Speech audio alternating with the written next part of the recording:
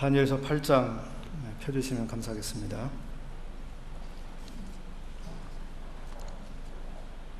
제가 인터넷을 좀 뒤적거리다가 재미있는 다니엘서 8장에 대한 재미있는 해석을 발견했습니다. 잠깐 들으시면서 웃어보시기 바랍니다. 다니엘서 8장 3절로 12절 이렇게 하고 어떤 분이 나름대로 해석을 해서 올려놨습니다. 내가 눈을 들어본즉 강가에 두 뿔 가진 수양이 섰는데 그 두 뿔이 다 길어도 한 뿔은 다른 뿔보다도 길었고 그 긴 것은 나중에 난 것이더라.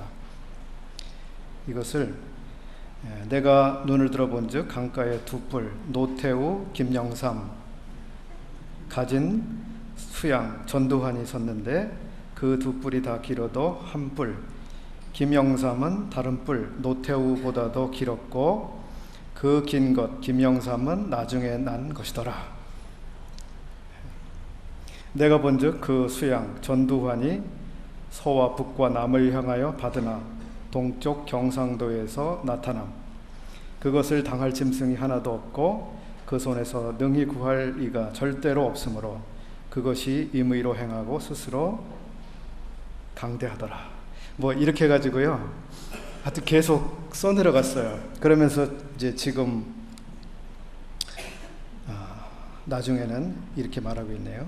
그중 한 뿔 이명박에서 또 작은 뿔 하나 박근혜가 나와서 남편과 동편과 또 영화로운 땅 청와대를 향하여 심히 커지더니 그것이 하늘 군대에 미칠 만큼 커져서 그 군대와 별 중에 몇 조웅, 윤창중, 이석기, 최동욱을 땅에 떨어뜨리고 하여튼 굉장히 현실적으로 이렇게 해석을 해서 올려놨습니다. 근데 이 올린 분이 그 자기 아이들을 시온성이라고 써놨더라고요. 어떤 분인지 모르겠지만 기독교계 안에서 다니엘서를 이렇게 해석하는 사람도 있구나 하고 참 놀랐습니다. 그리고 그런 해석을 혹시 믿는 사람이 있을까 이런 생각도 해봤습니다. 다니엘서는 한번 말씀드린 것처럼 묵시 글입니다. 묵시. 그래서 예언과 상징 이러한 이미지와 캐릭터를 통해서 하나님의 메시지를 전해주고 있습니다. 모형, 상징, 그리고 이미지, 그리고 캐릭터 이런 것을 통해서 하나님께서 메시지를 전달하도록 이렇게 하셨기 때문에 특별히 그 잘못된 해석이 굉장히 많습니다. 어떤 이미지를 구체적으로 실제로 어떤 대상과 연결시킬 것인가, 또 어떤 사건과 연결시킬 것인가 이런 점이 있어서 아주 자의적으로 해석할 여지가 굉장히 많게 되죠. 방금 소개해드린 것처럼 다니엘서에 나온 이야기를 어떻게 한국 정치에 지금 상황에 연결을 시킬 수 있겠습니까? 그런데 이러한 예가 굉장히 참 많을 수밖에 없습니다. 이게 묵시문학이 가지고 있는 특성 때문에 그러하죠. 우리 역시도 이 다니엘서를 대할 때 굉장히 조심스럽게 신중하게 접근을 해야 되는 이유가 있다고 생각합니다.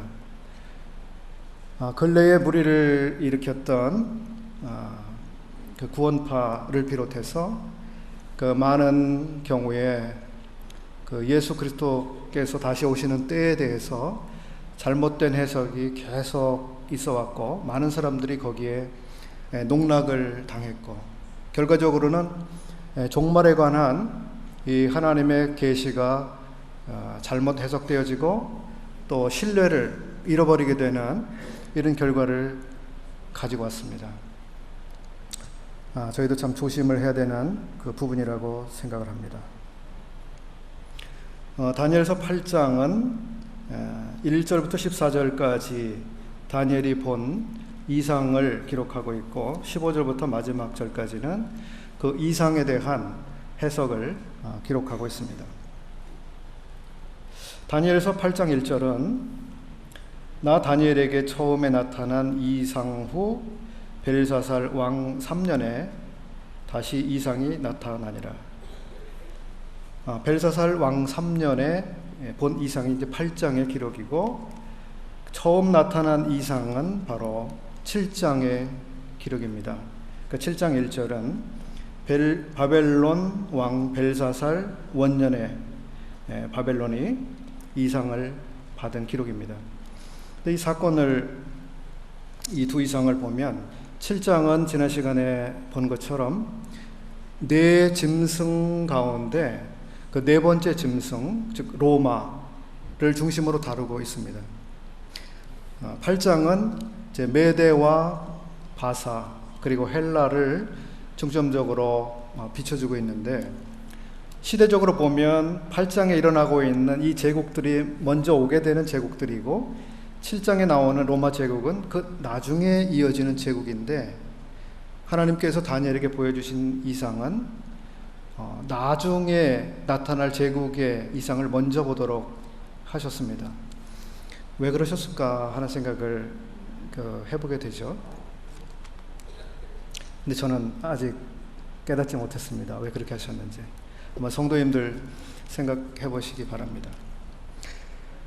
7장은 벨사살 원년에 다니엘이 본 이상이고, 8장은 벨사살 3년에 본 이상인데, 이 8장의 마지막 절은 이렇게 결미를 짓고 있습니다.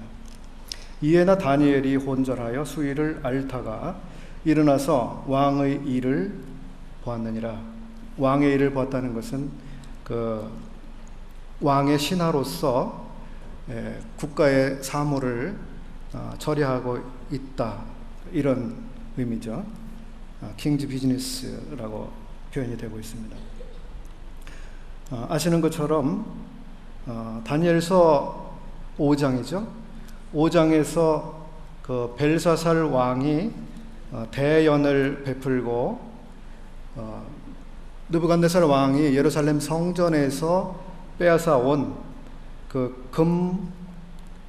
금기명을 가지고 잔치를 베풀고 그것으로 술을 마시면서 희낙낙하고 있을 그날 손가락이 나타나서 벽에 글씨를 쓴 사건이 있었죠. 그 다니엘서 5장에 나오는 사건인데, 그 이상을 보고 그 왕이 해석을 할 수 없었기 때문에 어려워하고 있을 때 주변에 있는 사람이 다니엘이 있습니다. 그 사람은 다 해석을 해낼 것입니다. 이렇게 해서 이제 다니엘이 가서 거기 나타난 글자 메네 데겔 우 바르신이라고 쓰여져 있는 그 글자를 해석을 했죠. 그리고 나서 벨사살 왕은 다니엘을 그 나라의 셋째 치리자로 삼았다고 기록을 하고 있습니다. 이 정황을 보면 다니엘은 느부갓네살 왕 때의 관리로서 국사를 함께 했지만, 그러나 그 왕이 죽은 뒤에 아주 잊혀진 인물이 되어 있었고, 그러다가 벨사살 왕 때 그 문자를 해석을 함으로 인해서 다시 이 국가의 관료로서 일하게 된 이 정황을 우리가 볼 수 있게 됩니다. 그러면 그 다니엘이 본 바 7장에 있었던 그 네 번째 짐승, 네 짐승과 네 번째 짐승에 대한 이상, 이것은 5장에 나타난 메네 데겔 우 바르신이라고 한 그 사건이 일어나기 전에 보았던 환상이라고 이해가 되어지고, 8장의 사건은 그 글자가 나타난 사건 이후에 본 이상으로 생각이 됩니다. 여기에 대해서도 하나님께서 왜 그렇게 그 전후에 각각 그렇게 보여주셨는가 한번 좀 궁금증을 가지고 살펴보게 되는 부분입니다. 저는 아직 깨닫지 못했습니다만은 그 부분도 한번 연구해 보시면 좋겠습니다. 8장의 그 예언의 내용을 대략 살펴보겠습니다. 이 8장에는 두 짐승이 나오는데 한 짐승은 수양입니다. 그리고 다른 짐승은 수염소입니다. 수양은 이제 8장 3절과 4절에 기록되고 있고, 수염소에 대한 기록은 5절부터 그 이하로 계속 기록이 되고 있는데, 수양은 이제 그 15절 이하에 해석되어 있는 내용처럼 메대와 바사의 왕들을 상징하고 있습니다.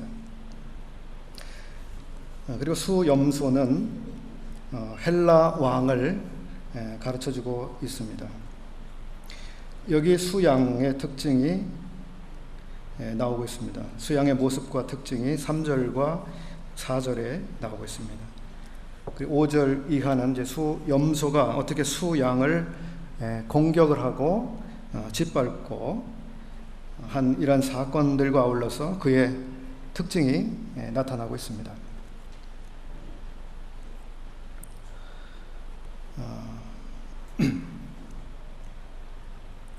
5절에 그 수염소는 서편에서부터 왔다고 기록을 하고 있습니다. 그리고 8절과 9절에 이어서 보시게 되면 거기에 큰 뿔이 있고요.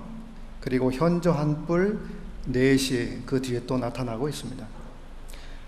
큰 뿔은 이제 헬라의 왕 중에서 특별히 알렉산더 대제를 말해준다고 우리들 이해를 하고 있습니다. 그리고 그 뿔이 꺾이고 알렉산더 대왕이 죽게 되고 그 대신에 현저한 뿔 넷, 즉 4명의 왕이 나타나는, 즉 4개의 나라로 헬라 왕국이 분열된 이 역사적인 사실을 기록을 하고 있는데,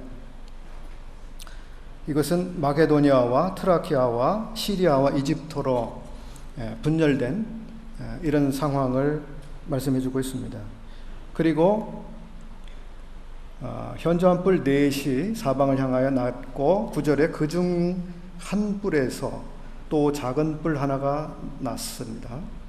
그리고 이 뿔은 아주 특징적인 그 뒤의 사건에 아주 중심을 이루고 있는 뿔인데, 이것은 바로 시리아 왕 안티오코스 에피파네스라고 하는 역사적인 인물을 묘사해 주고 있다고 이 성경을 연구하는 분들이 일치되게 보고 있습니다.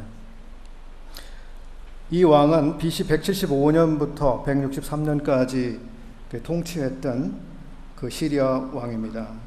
이 안티오코스 에피파네스가 실제로 예루살렘을 향해서 진격해 들어가고, 그리고 성소를 헐고 제사를 제해버린 이런 역사적인 그 사실이 있습니다. 그 9절 이하에 나타나고 있는 사건인데, 그 왕이 실제로 그와 같이 행하였습니다.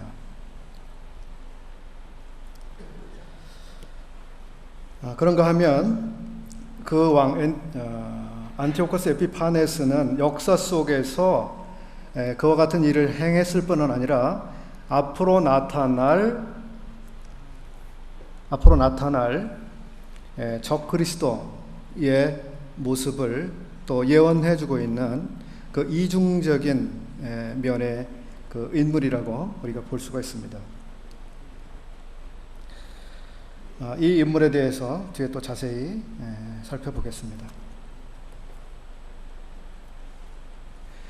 그래서 앞에 바벨론 제국은 메대와 바사에 의해서 끝나고, 메대와 바사는 헬라에 의해서, 그리고 헬라는 로마에 의해서 그 제국이 끝나게 됩니다.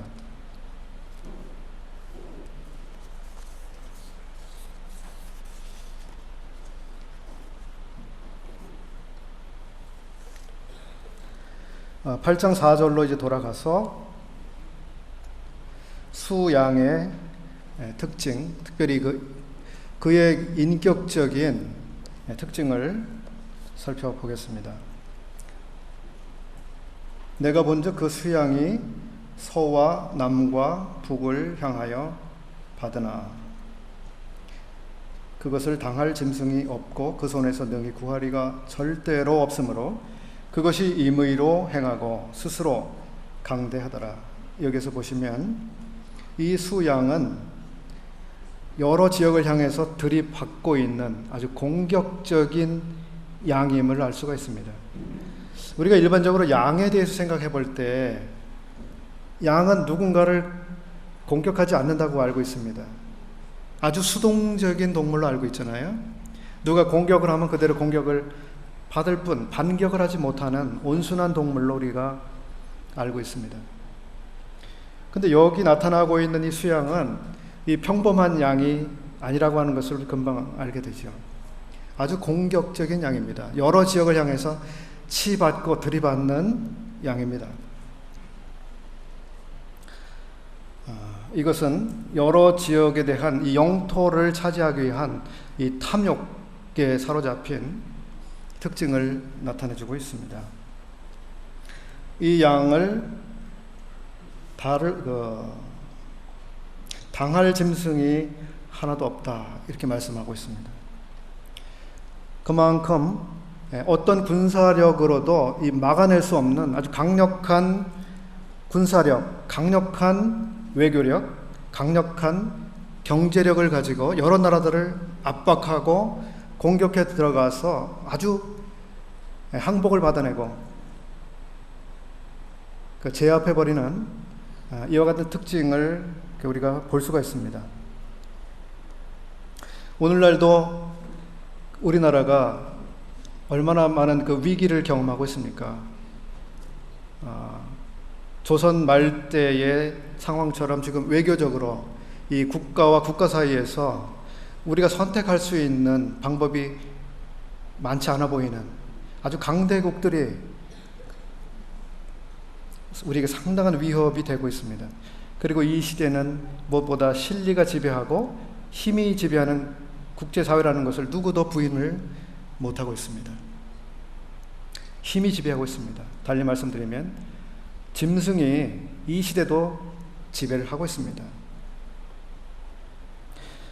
이 수양은 임의로 행하고 있습니다. 임의로 행하고.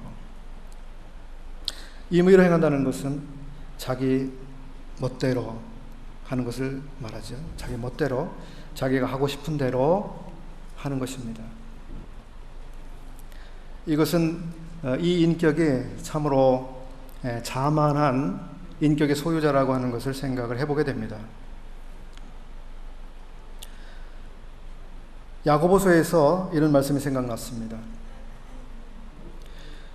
우리는 교만하거나 자만하는 것이 아니라 스스로 우리를 굴레 먹이라고 하는 이 교훈을 야고보서에서 해주고 계시는데, 우리가 말을 순종케 하려고 그 입에 재갈 먹여 온 몸을 억어하며, 3장 3절에 이런 말씀입니다.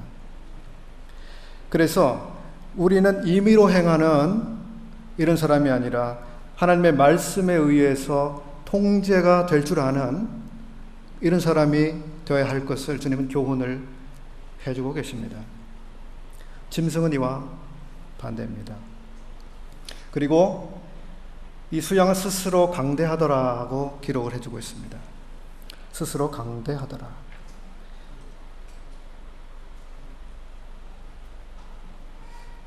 그는 자기를 의지하고 자기의 힘을 믿는 이런 존재입니다.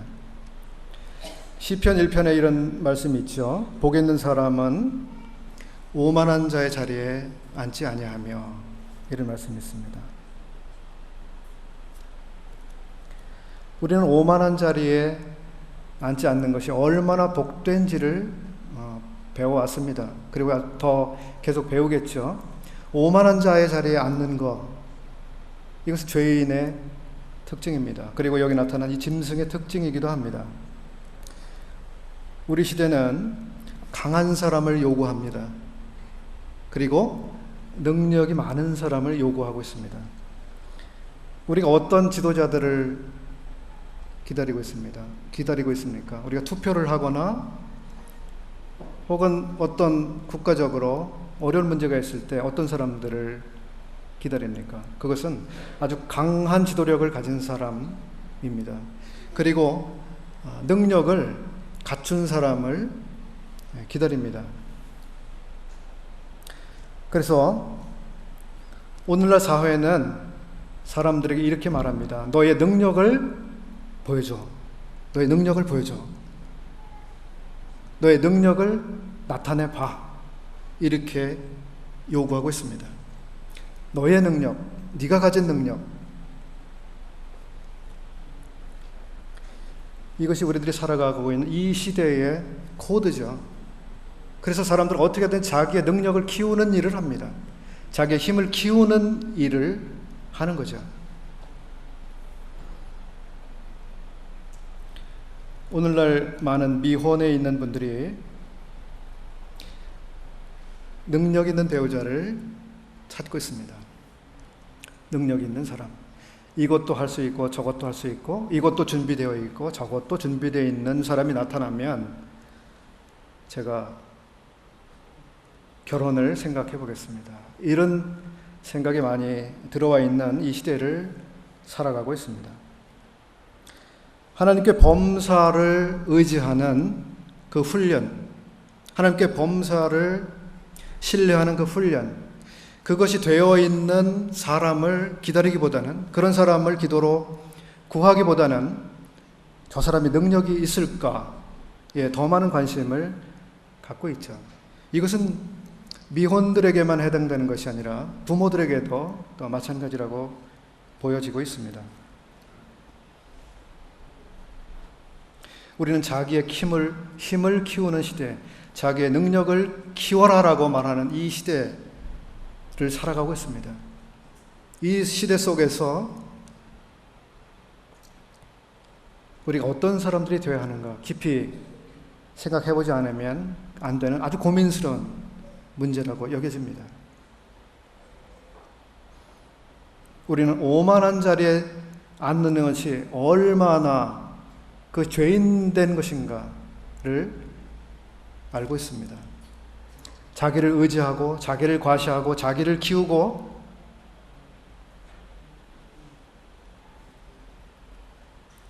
그 다음 8장 5절 이하에 나타난 수염소의 특징을 보겠습니다. 8장 5절 한 수염소가 서편에서부터 와서 온 지면에 두루 다니되 땅에 닿지 아니하며 그 염소 두 눈 사이에는 현저한 뿔이 있더라. 이 짐승들에게는 뿔이 나오고 있습니다. 그렇죠. 뿔이 있고 새로운 뿔이 나오고 현저한 뿔이 있고 한 뿔이 있고 뿔 이야기가 참 많이 나옵니다. 이 뿔이 무엇일까요? 뿔은 왕권을 말해줍니다. 그리고 권세를 말해주고 있습니다. 왕권과 권세, 이것이 뿔로 상징이 되고 있습니다. 여기에 현저한 뿔이 있더라 이렇게 말씀하고 있는 것은 아주 강력한 왕이라고 하는 것을 시사해 주고 있습니다. 강력한 왕권을 가지고 있는 사람, 강력한 군주. 실제로 여기에 주인공인 알렉산더 대왕이 얼마나 강력한 그런 왕이었는지 우리들이 알고 있습니다. 6절과 7절에 그것이 양에게로 나아가되 분노한 힘으로 그것에게로 달려가더니 7절에 내가 본즉 그것이 수양에게로 가까이 나아가서는 더욱 성내어 그 수양을 쳐서 그 두 뿔을 꺾으나. 여기서 보면 수염소는 수양을 공격하고 있는데 그것은 분노한 힘으로 그리고 성을 내어서 그렇게 하고 있다고 말씀해 주고 있습니다. 이 두 뿔 가진 수양이 움직이는 동기는 분노입니다. 분노. 성이 나서 복수하려고.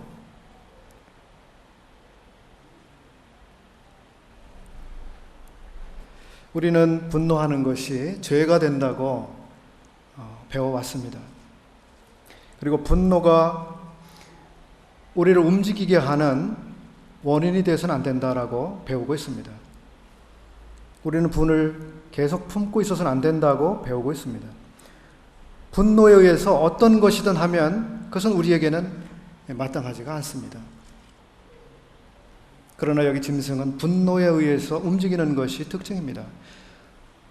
어떤 사람이 이 세상 사람들이 살아가는 목적이랄까요? 이유를 분석을 했는데요.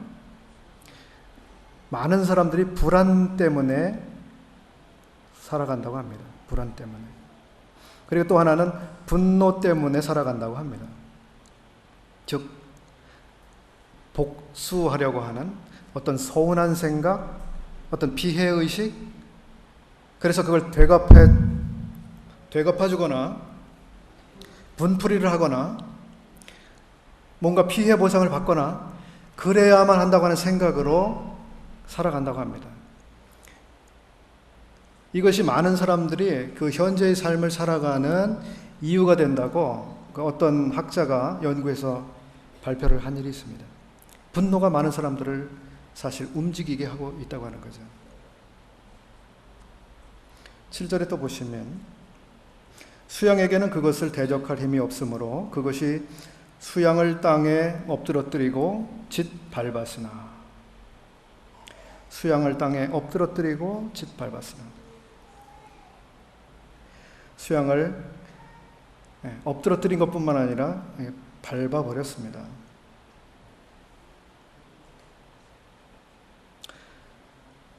이 캐릭터는 바로 넘어진 자를 아주 밟고 있는, 짓밟아버리는 것으로 특징이 여기 나타나고 있습니다. 약자에 대한 자비를 잃어버렸습니다. 저는 이 시대의 상황을 볼 때 우리들이 살아가고 있는 이 시대 사람들의 마음을 지배하고 있는 것 가운데 하나가 이 자비를 잃어버린 마음이라고 하는 생각을 합니다. 참 자비하지 않고 참 잔인합니다. 약한 사람들을요, 그냥 밟아버립니다.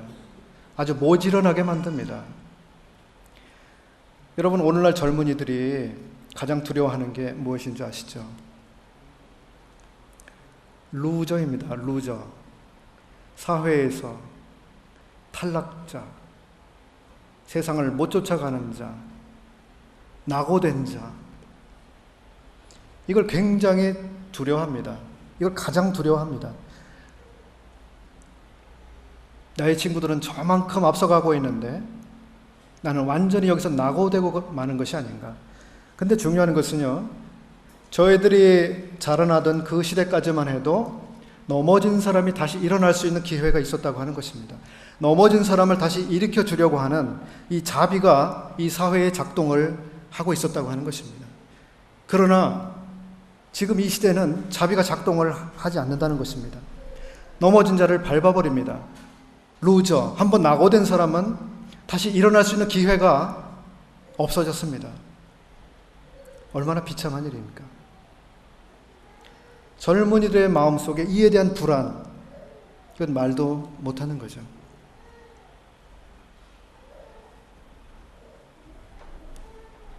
우리 주님은 이와 반대로 꺼져가는 불도 끄시지 않는, 상한 갈대를 꺾어버리지 않으시는, 아끼시는, 어떻게든지 생명을 살리시고자 하시는 그런 분이시잖아요. 이 시대는 무자비합니다. 이때 우리는 어떤 사람들이 되어야 하겠습니까? 8장 8절, 수염소가 스스로 강대하여 가더니 라고 또 특징을 말해주고 있습니다. 아마 이 수양도 수염소도 수양처럼 스스로 강대해졌다고 기록하고 있습니다. 제가 자라날 때 저는 자주국방이라는 얘기를 참 많이 들었습니다. 자주국방. 여기 계신 성도님들도 익히 아시는 말이시죠. 이 나라는 스스로 지켜야 된다. 스스로의 힘으로 지켜야 된다.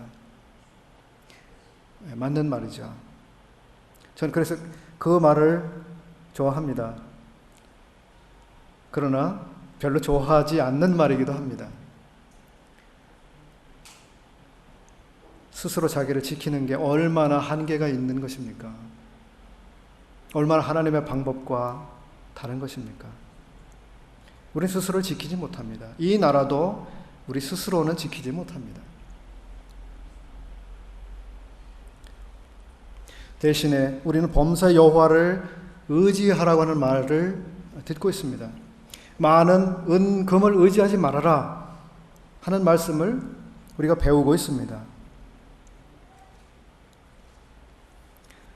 8장 24절 보시면 자기의 힘으로 말미암은 것이 아니며 이렇게 말씀하고 있습니다. 사실은요, 이 수염소가 힘이 있는 것처럼 보이시죠? 나라들을 다 먹어치우는 것처럼 보이시죠? 아주 강력한 나라인 것처럼 보입니다. 그래서 이 수염소는 나는 강한 자이다, 나는 힘이 있다 라고 믿고 있는데 사실은 그게 아니라고 하는 것이 뒤에서 말씀해 주고 있는 바입니다. 자기의 힘으로 말미암은 것이 아니다. 이것을 이 세상은 모르고 있는 것입니다. 이 세상에 힘 있는 사람들은 모르고 있습니다. 여러분, 빌라도 생각을 한번 해보시죠. 빌라도가 예수님을 재판을 하게 됐죠. 네가 누구냐고, 네가 유대인의 왕이냐고 신문을 하고 그 재판을 했습니다. 그러면서 자기는 풀어줄 권세도 있다고 이야기를 했습니다. 그때 주님께서 뭐라고 하셨습니까? 하늘에서 너에게 권세를 주신 바가 아니면 네가 무엇을 할 수 있느냐고 말씀하셨습니다.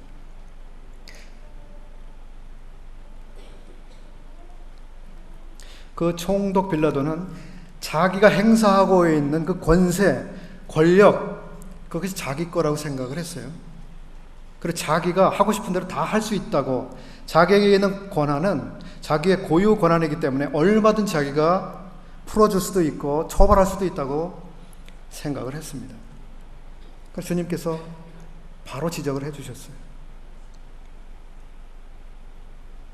이 세상 권세자들이 그것을 안다면 얼마나 좋겠습니까? 자기가 행사하고 있는 그 권력, 그것이 누구에게로부터 왔는지, 누가 허용해 줬기 때문에 지금 자기가 그것을 할 수 있는지.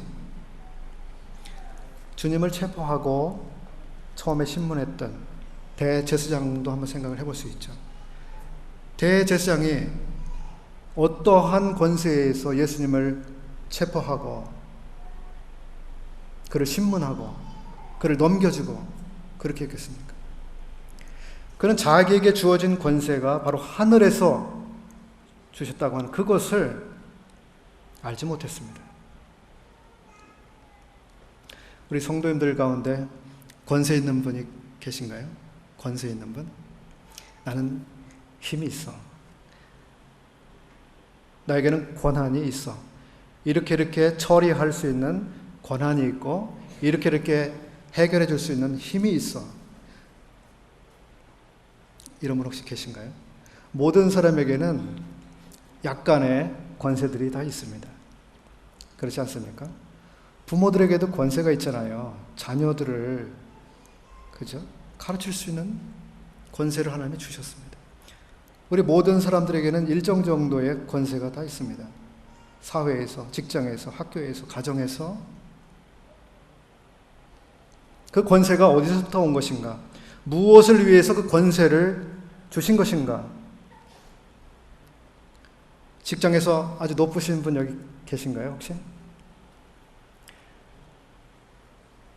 직장에서 기업체 대표나 아주 고위직에 계신 분이 혹시 계신가요?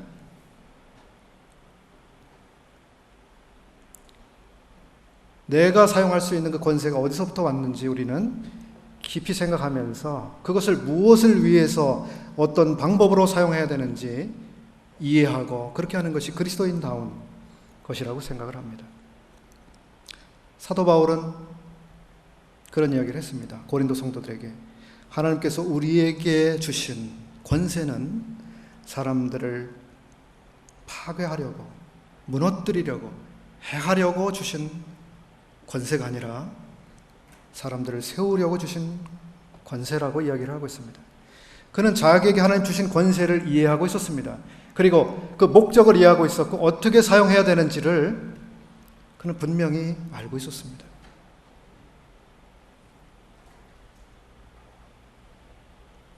이 세상 사람들은요, 권세를 남용하기를 잘합니다. 그 뽐내기를 좋아합니다. 자기는 조금의 권세밖에 없는데 아주 많은 권세를 가진 것처럼 허장성세를 합니다. 허풍을 떨죠. 내가 그거 처리해 줄 수 있어. 이런 이야기도 합니다. 그거 문제 없어. 이렇게 이야기도 합니다.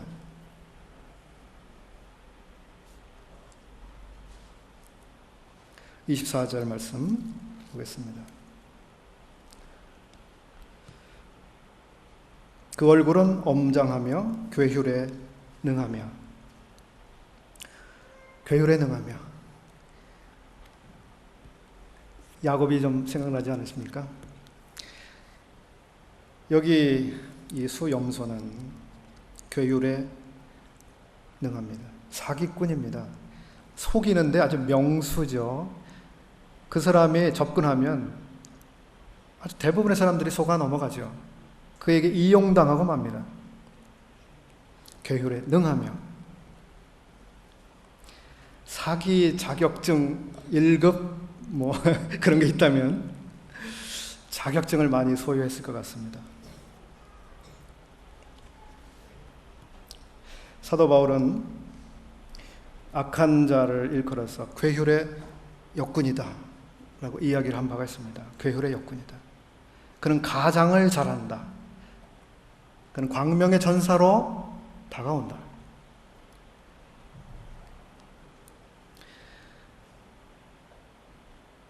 잘 속이는 사람은 가먼이설을 잘하죠. 아첨을 잘합니다. 고깃덩어리 하나를 들고요, 개를 어떻게 잡는지 아세요? 시골에서 그 개를 도둑 맞는 일이 간혹 있었습니다. 제가 어렸을 때. 근데 개를 도둑질하러 온 사람이 어떻게 하냐면 고기를 한 저름 가지고 와서 개 집 있는 데가 접근해가지고 그 고깃덩어리를 보여주면서 마치 줄 것처럼 내밀죠. 그 개가 자기를 그 고깃덩어리 자기에게 주는 줄 알고 쫓아가 버리죠.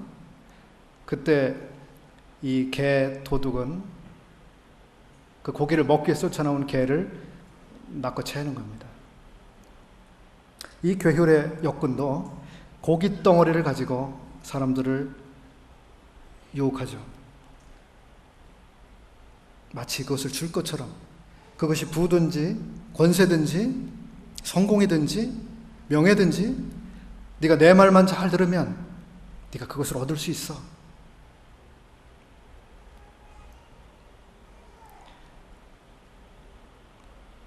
여기에 그는 24절에 그가 장차 비상하게 파괴를 행하고 이렇게 말씀하고 있습니다. 그는 사기 전문가일 뿐만 아니라 이 파괴 전문가이기도 합니다. 파괴 전문가. 요한복음 10장에서 우리는 도적이 온 것은 도적질하고 죽이고 멸망시키려고 하는 것뿐이다.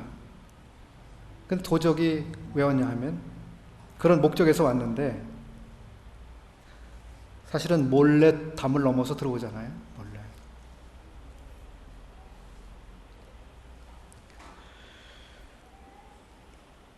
또 24절에 그는 형통하며라고 말씀하고 있습니다. 형통하며.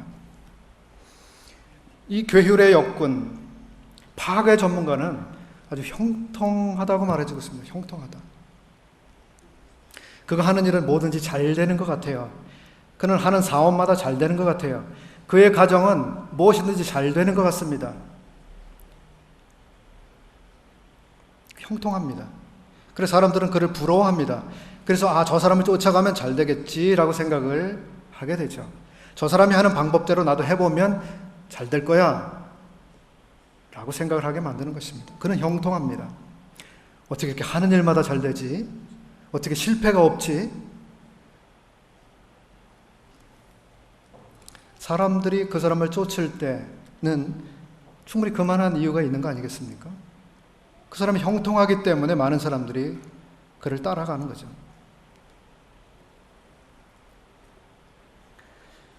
시편 37편인가요? 73편인가요? 악인의 형통을 부러워하고 있는 사람이 나옵니다. 악인의 형통. 그 사람이 볼 때 왜 이렇게 악한 그 사람은 잘 될까? 나는 하나님을 경외하고 의롭게 살려고 하는데 나는 왜 이렇게 계속 실패하고 안 되고 좌절하고 발전이 안 되고, 소위 말해서 요 모양 요 꼴인데 왜 저 악하게 사는 사람, 저 사람 왜 이렇게 잘 될까? 그러나 악인이 형통하는 것이 이 세상의 특징입니다. 그래서 형통한 사람이 다 경건한 사람이 아니라고 하는 것을 분명히 우리가 알아둘 필요가 있습니다. 어떤 사람이 잘 되고 성공하고 그게 하나님께서 함께 하신다고 하는 증거가 될 수 없습니다. 오히려 이 세상은 악인들이 형통하는 이 세상입니다. 그래서 시편 기자는 자기가 실족할 뻔했다고 말하고 있습니다.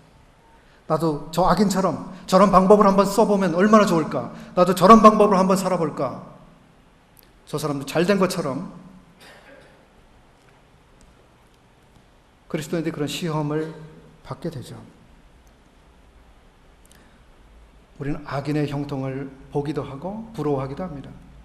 반면에 우리가 성경에서 발견하는 형통은 요셉의 형통과 같은 형통입니다. 요셉의 형통. 요셉은 가는 데마다 하는 일마다 애매하게 당하고 누명을 쓰고 언제 끝날지 모를 고난을 당하고, 그가 감옥에서 몇 년이나 썩어야 될 줄 자기가 알았겠어요? 며칠이나 더 있어야 될까? 몇 달이나 더 여기서 썩어야 될까? 왜 아무도 나를 생각해 주지 않지?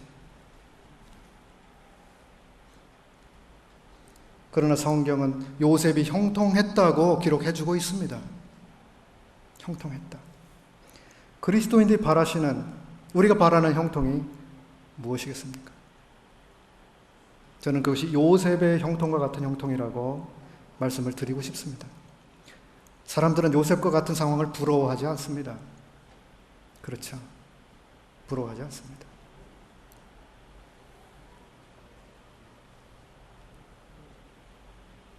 이어서 24절의 마지막, 강한 자들과 거룩한 백성을 멸하리라. 이것이 수염소의 또 다른 특징입니다. 거룩한 백성을 멸하리라. 거룩한 것을 좋아하지 않습니다. 거룩한 것을 쫓아내버립니다. 거룩한 것은 여기서 필요 없어. 디모데후서 3장 2절에 이런 말씀이 있죠. 말세에 고통하는 때가 이른다. 그 말세의 특징 중 하나는 거룩한 것을 좋아하지 아니한다고 기록해주고 있습니다. 이 세상, 마귀, 이 존재의 특징은 거룩한 것을 싫어합니다. 그리고 거룩한 것을 싫어하는 그러한 정신을 이 온 세상에 집어넣고 있습니다. 그래서 경박한 세속적인 생각에 의해서 사람들이 움직이도록 하고 있습니다. 8장 25절, 그는 스스로 서서 만왕의 왕을 대적한다고 되어 있습니다. 그는 스스로 섰습니다. 그리고 스스로 서고, 그리고 만왕의 왕을 대적을 하는데 이사야서 14장 12절부터 14절에 너 아침의 아들 계명성이여 내가 내 마음에 이르기를 내가 하늘에 올라 하나님의 뭇별 위에 나의 보좌를 높이리라 내가 북극 지표의 산 위에 좌정하리라 가장 높은 구름에 올라 지극히 높은 자와 비기리라. 이사야가 본 마귀의 모습이죠. 에스겔이 본 마귀의 모습 28장 2절에 내 마음이 교만하여 말하기를 나는 신이라 내가 하나님의 자리 곧 바다 중심에 앉았다 하도다. 마귀는 앉는 것을 좋아합니다. 그렇죠? 어떤 자리에 앉는 것을 참 좋아하고 있습니다. 그리고 하나님의 자리, 하나님보다 높은 자리, 거기에 앉는 것, 자리에 앉는 것을 참 좋아하는 것을 보게 돼요. 오만한 자의 자리에 앉는 것을 좋아합니다. 이것이 마귀의 특징이죠. 이사야, 에스겔이 보았는데요. 우리 주님께서 선지자 다니엘에 말한 바 멸망에 가증한 것이 거룩한 곳에 선 것을 보거든 이라고 말씀하셨습니다. 사도 바울은 데살로니가 후서 2장 3절에서 불법의 사람 멸망의 아들이 나타나기 전에는 이르지 아니하리니 저는 대적하는 자라 범사에 일컫는 하나님이나 숭배함을 받는 자 위에 뛰어나 자존하여 하나님의 성전에 앉아 자기를 보여 하나님이라 하느니라.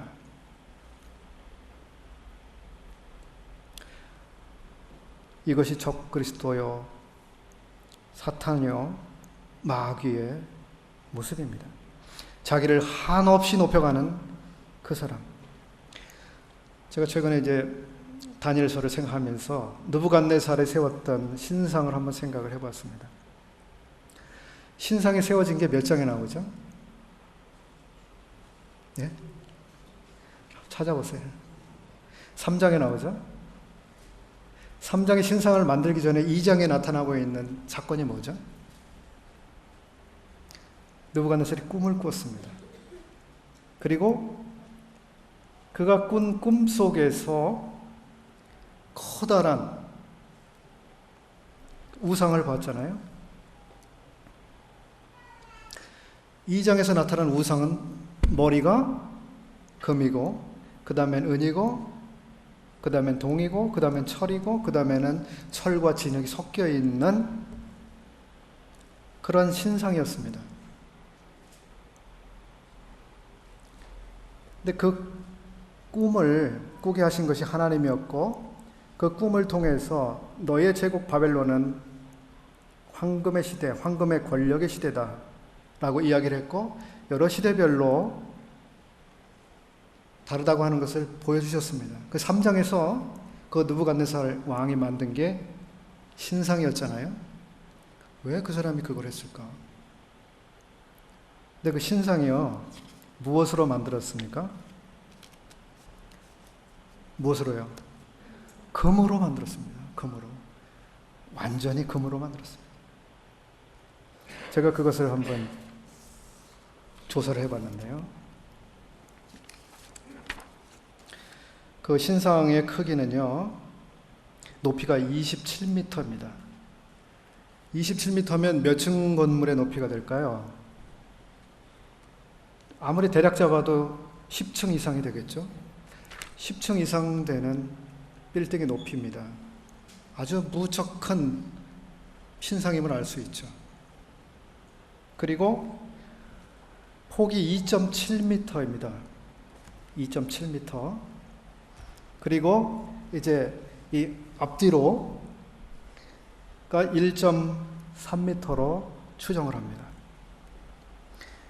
이렇게 했을 때 그 금신상을 만들었던 금이 대략 얼마큼 들어갔을까요?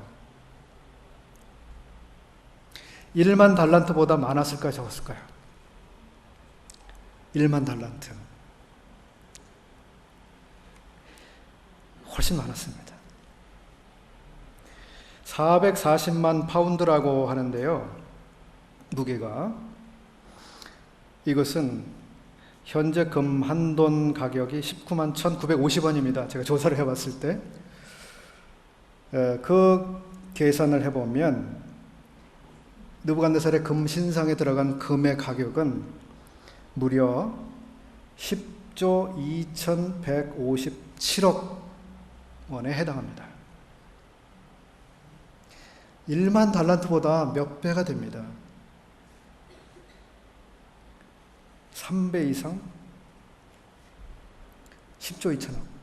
만약에 어떤 국가에서 그 순금으로 이 정도 국가의 재산을 보유하고 있다고 하면 어떨까요? 즉 일본이 그 금 보유가 제일 많은가요? 옛날엔 대만이 제일 많다고 하는 얘기도 들었습니다만 엄청난 금을 들여서 만들었습니다. 그렇게 만든 것이 무엇일까요? 이건 순금이다, 황금이다. 그리고 이 엄청난 규모의 금이 여기에 쌓여 있다. 그거죠. 나는 엄청난 것을 가지고 있다. 나에게 엄청난 재산이 있다. 엄청난 부가 나에게 있다. 그 단숨에 드러나는 거죠. 느부갓네살은 2장에서 그 꿈에서 본 신상은 분명히 다른 모습이었는데 자기는 3장에서 이런 금 신상을 만들어 놓고 있습니다. 그러면서 자기를 자랑하고 자기를 높이고 자기를 드높이고 있습니다. 이것이 이 세상의 특징입니다. 이 세상 권력의 특징입니다. 자기를 한없이 높여가는 것.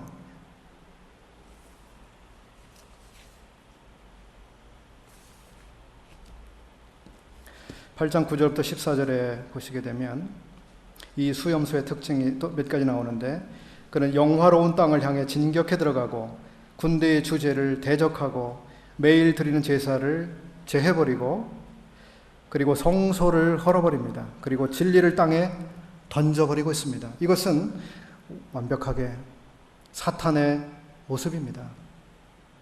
사탄의 모습입니다. 이 존재가 앞으로 드러나게 될 것입니다.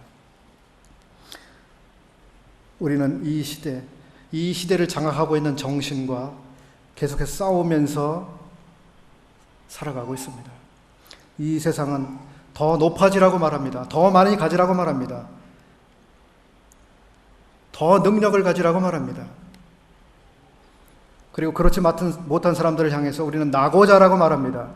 그리고 그런 사람들을 짓밟으라고 말합니다. 이 시대를 우리가 살아가고 있습니다. 이 시대 속에서 우리는 달라야 한다고 하는 것입니다. 여기까지 나누고 마치겠습니다. 감사합니다. 시간이 좀 지나셔서